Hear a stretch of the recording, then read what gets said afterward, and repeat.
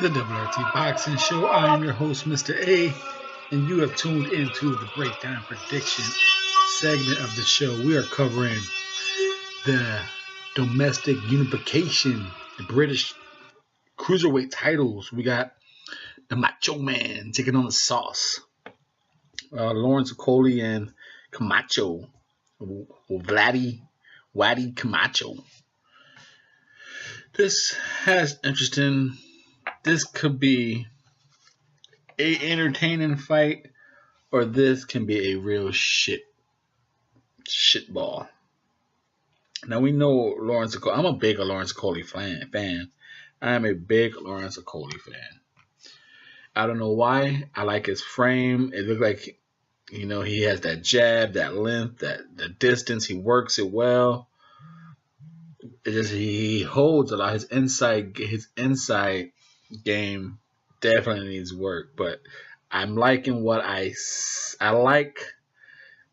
I like the outline of the package. It's something needs to be filled in, but the sketch is there. More detail is going to be added to the picture, but it's a nice sketch right now. And Camacho, he's more experienced as a professional, 21-7-12. But from what I've seen of him, he fights, but there's always a moment in the fights he gets tired, and you can hit him. He carries his hands low. He gives his height up sometimes. He's 6'3". Okolie's 6'5", 11-0 with 8 KOs, 21-7 with 12 KOs again. Southpaw, which is the Camacho Man. I have Camacho Man losing this fight. I think eventually he's going to throw some punches. He's going to throw the jab. But I say he gives up his height. He carries his lead hand low. So when he's throwing that jab and bringing it back low, I think Lawrence is just going to swing over that, counter over his recoil of his lazy jab. Like I said, you can hit Camacho eventually. Somewhere in the point of the fight, you could break him down mentally. It looks like he gets tired and he doesn't take hits well. When you hit him, his body flings, makes the shot looks worse than what it is. And I think Lawrence Okolie is going to use his length after definitely holding him. These are going to be some big boys holding.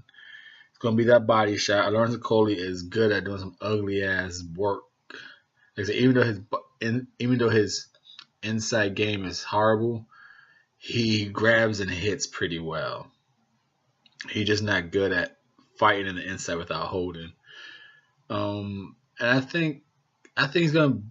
I'm hoping he's working on that. I don't know what this whole Dylan White is. I never came around to reading that article with him and Dylan White on boxing scene.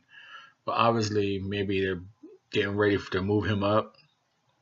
I have no idea, but as of right now, I want to see a nice. I want to see a nice, because the cruiserweight division is wide open. And if Usyk is going to go up the heavyweight, you got what is the Russian's name? Lebenev. He's over there trying to get that his mandated Usyk fight. You got the WBO, I think, Intercontinental with Okolie. I won't be surprised if he somehow gets pushed up high. If he somehow gets pushed up high in the WBA rankings now. Like I said, he is the WBA Continental. He's not the Intercontinental. He's the Continental. If he had the Intercontinental, it'd be better. But he's still a high ranking. So I won't be surprised. Where is he in the WBA rankings? Before we close this out, this is the WRT Boxing Show. I'm your host, Mr.A.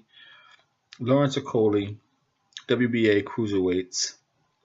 He is number 6. Number 1, Dorticos. 2, Tabiti. During the tournament, Murray, Kashki, and Gasov. The number 6, Okolie. Okolie is going to have a big 2019, I believe, or at least finish strong and go into the 2020 with a big fight. And this could be the start of it. Like I said, I got him winning by a nice knockout. A nice knockout after an ugly starting of a fight.